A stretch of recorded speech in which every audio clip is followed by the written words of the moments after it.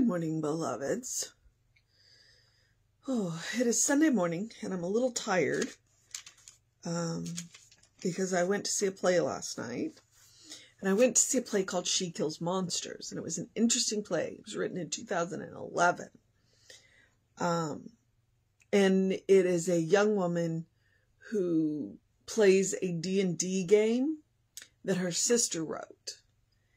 And she's playing it because she wants to get to know her sister, because her sister was killed in a car accident. And this is the only way for her to kind of learn what it was that who her sister was. And the actors were amazing. It was just fantastic. It was well done. And the way that they incorporated the real life characters into the game, and it was just beautiful. It was just beautiful. So, all right. And apparently Foster wants to make a cameo today. Today is June 5th. It is Sunday, June 5th. Come here. Don't knock him over. Come here. Come here. Okay, sorry. It is June 5th.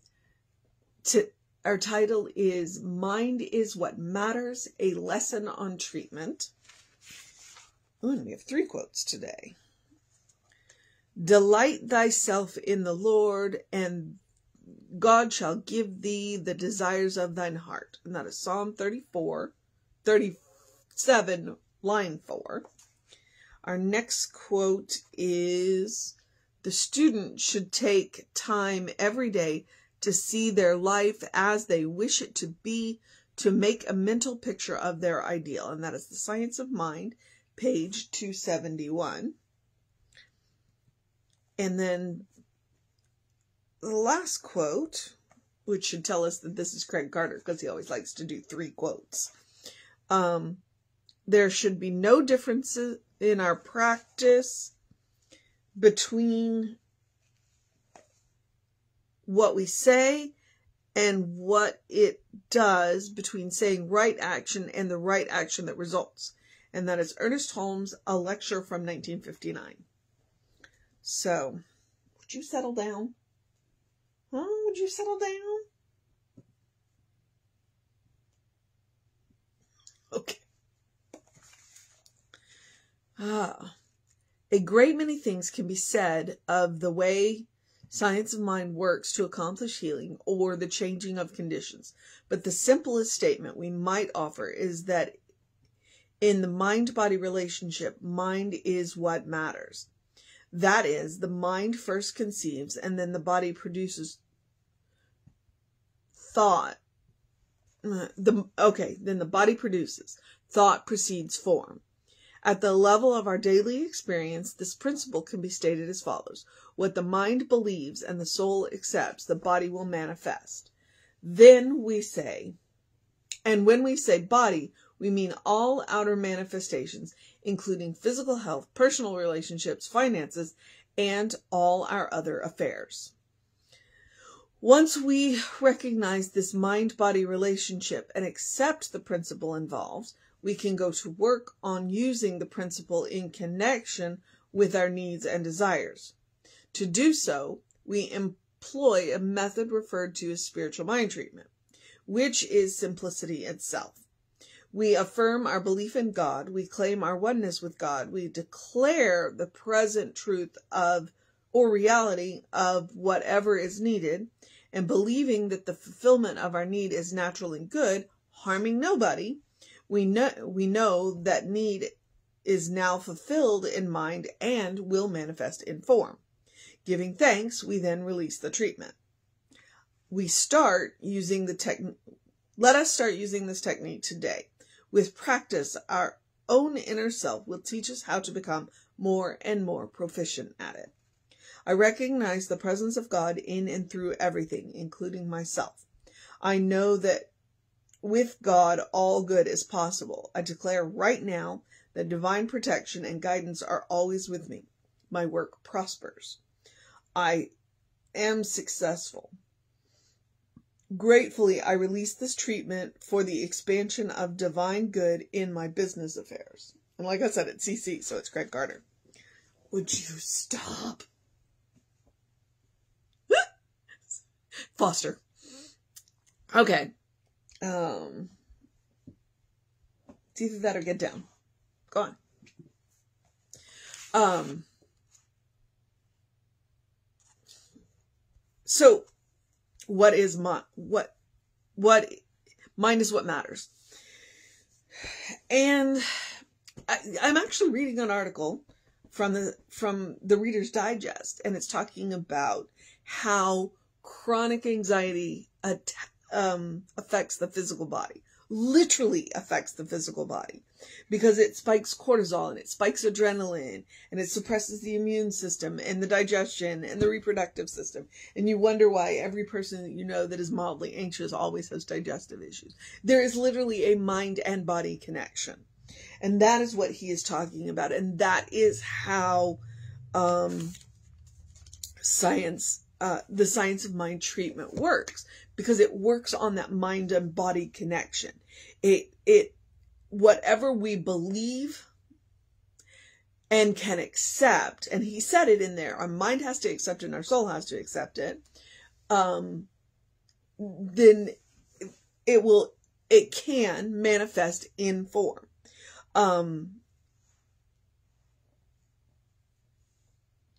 And so that's where we start. And if we are treating and not receiving what it is that we are treating for, then we don't go and change the treatment. What we do is we treat the disbelief.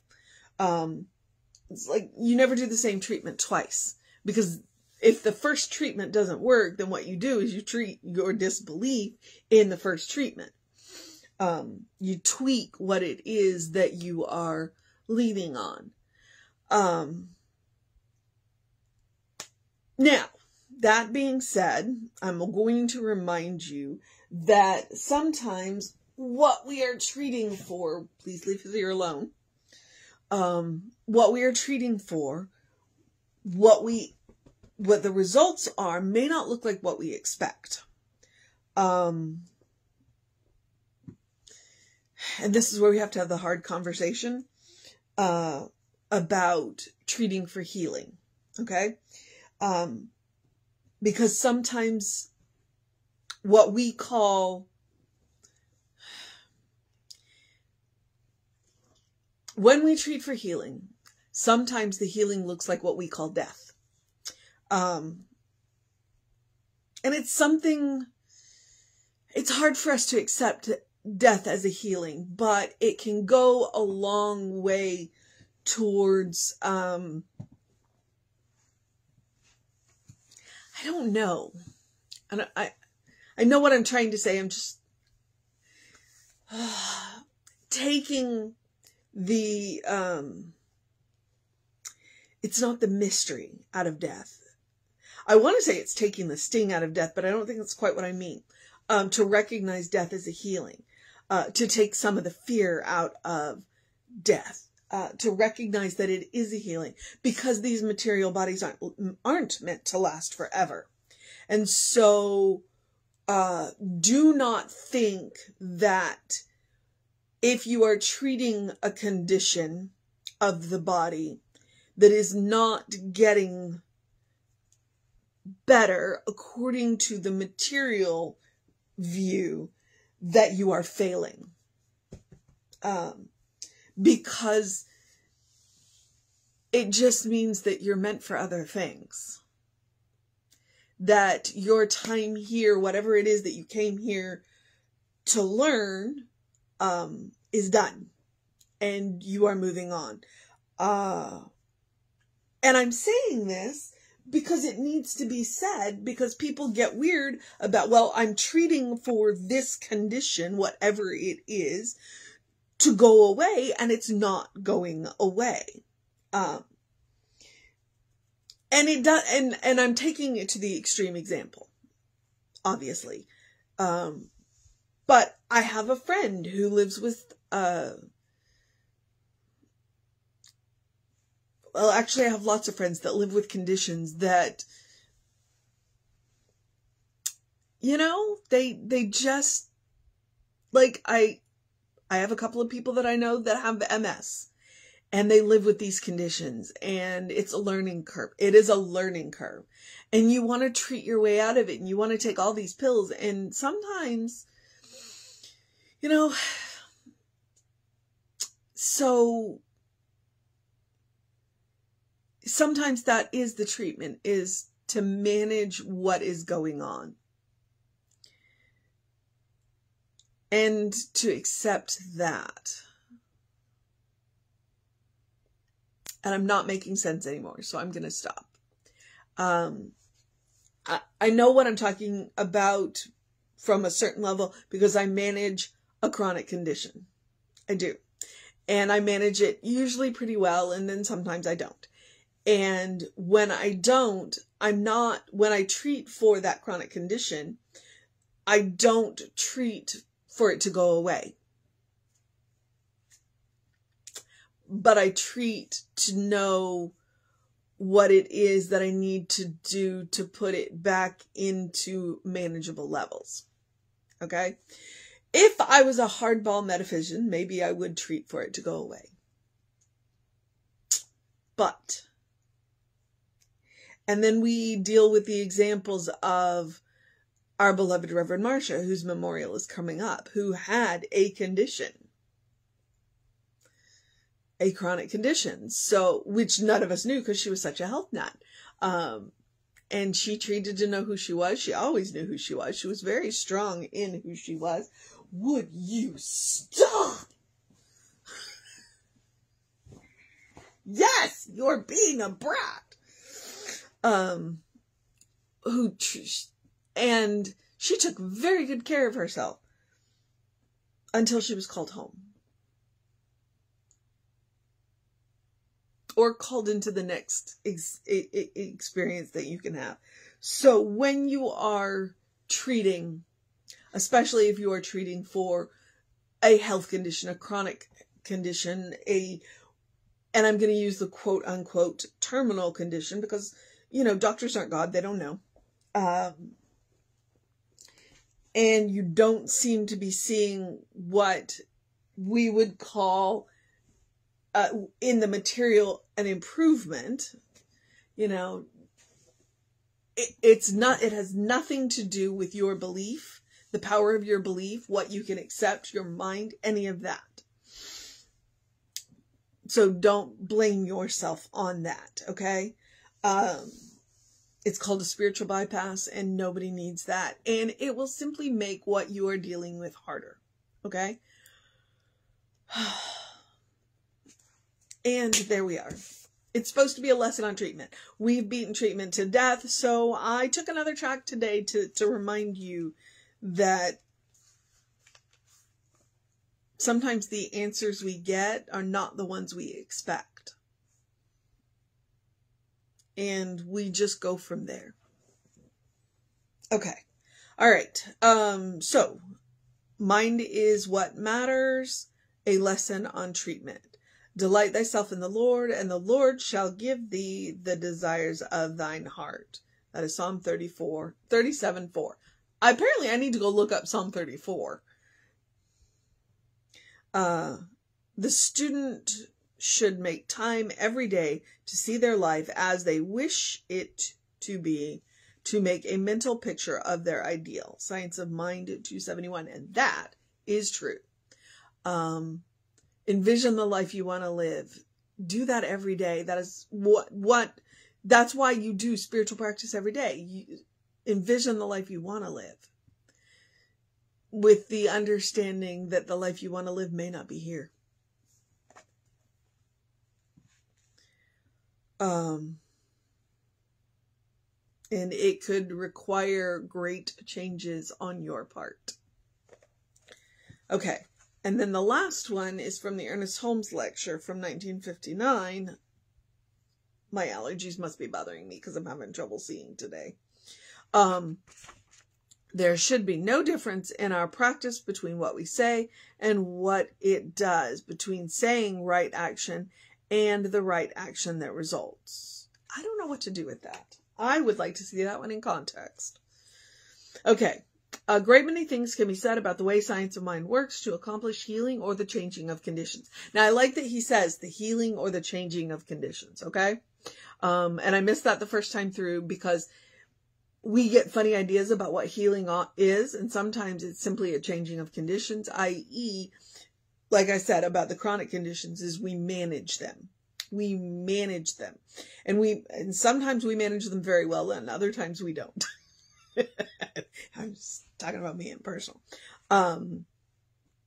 But the simplest statement we might offer is that it is the mind-body relationship. Mind is what matters. And like I said, I was reading the article about chronic anxiety and how it affects the body. Because I can pretty much guarantee you some of what I'm dealing with is chronic anxiety. Because there's been so much going on. So much going on. And if I get overwhelmed, I lose threads. And then I have to stop and pick them back up. That is, the mind first conceives, then the body produces. And that's where it catches me. The mind first conceives, then the body produces. Thought precedes form. We've got to be able to think about what we want before it's going to manifest, which is why we take that quiet time, why our spiritual practice is generally done in quiet environments. Not always, but there it is. At the level of our daily experiences, this principle can be stated as follows. What the mind believes and the soul accepts, the body will manifest. Okay? What the mind believes and the soul accepts, the body will manifest. But that's also where I want you to make sure that you don't get caught up in narrowing your choices. Sometimes what we are treating for isn't what we really want. Sometimes what we are treating for is what we desperately want, but our soul doesn't accept it because there is another option, and there is a better option. And sometimes we need to be flexible enough to open up to those infinite variety of ways that our treatments are answered. And when we say body, we mean all outer manifestation, including physical health, personal relationships, finances, and all our other affairs, which means the material world. Once we recognize this mind-body relationship and accept the principle involved, we can go to work using the principle in connection with our needs and desires. To do so, we simply employ a method referred to as spiritual mind treatment. And then he's going to go through the steps. We all know the steps, which is simplicity in itself. And the point of spiritual mind treatment is what Ernest did is he was like, hey, have you ever noticed that Jesus prays in a really specific way? Maybe we should try that. Jesus said, there's one God. And then he said, literally Jesus says, I and the Father are one. I and God are one. Jesus recognized where he came from, where his power comes from. Jesus recognized that the power wasn't coming from him, but through him. And that right there is the key. When we recognize that the power is coming through us, then we recognize that it is coming from an infinite source. It will never stop. It will never run out. Therefore, as long as we are within the qualities of God, we're not harming ourselves, we're not harming anybody else, then the power will keep working until we get what it is that we have asked for. Because it's not our power. It doesn't matter when we get tired because God never gets tired. All right. We affirm our belief in God. We claim our oneness with God. We declare the present truth or reality of whatever is needed. And believing that fulfillment is now fulfilled in mind and will manifest in the form. Believing it. It's recognizing that whatever it is that we need or want or desire already exists in the mind of God. And by our asking for it, we are signaling our willingness to accept it.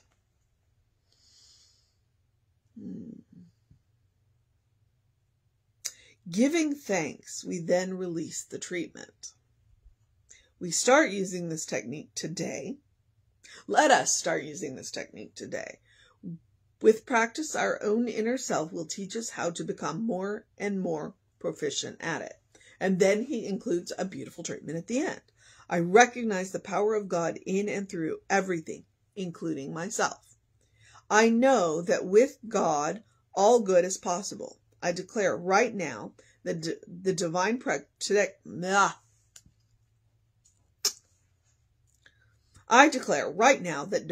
protection and guidance are with me always.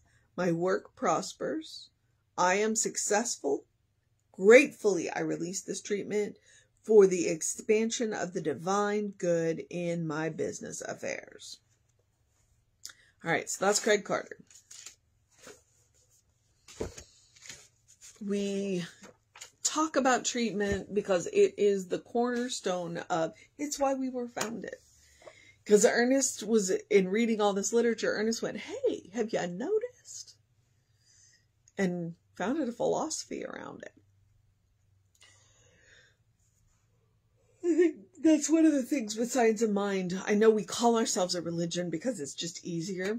Just like we call our centers churches because it's just easier. But we are a lifestyle, a philosophy, like Buddhism.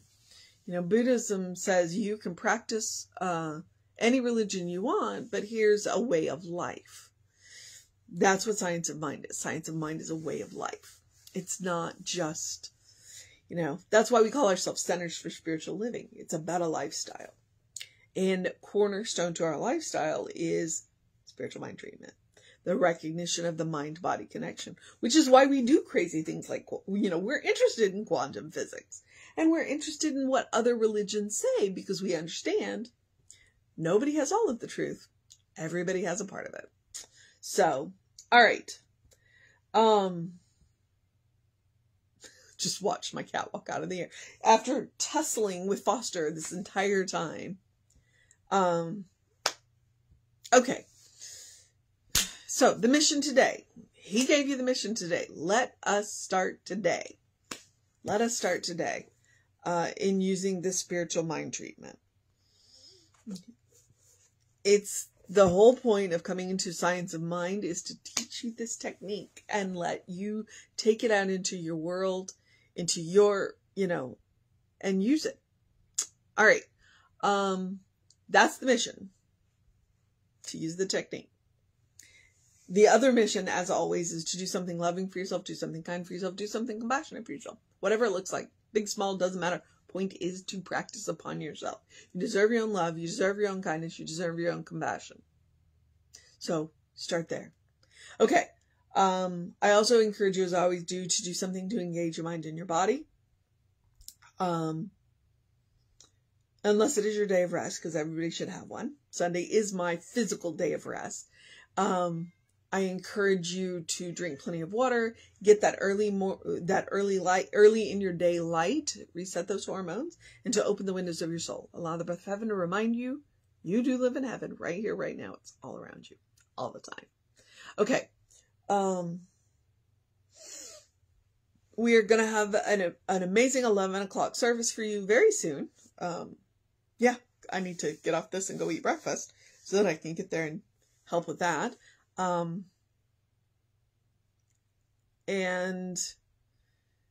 Today's the guest musician. You definitely want to tune in for that. All right, beloveds, I am going to encourage you to have a great day, an amazing day, a wondrous day, a fantastic day, an enchanting day, a magical day, a good day. And if that is too much pressure, simply have a day, because you are enough just as you are. You are a beloved child of God in whom God is well pleased, always and forever. Okay. Catch us on the social medias. We are Creative Life Spiritual Center, Creative Life Spark, or I am also on social medias as the Running Rev Ryan. You want to know what's going on when I don't know what's going on? Email info@creativelife.org, and that'll get you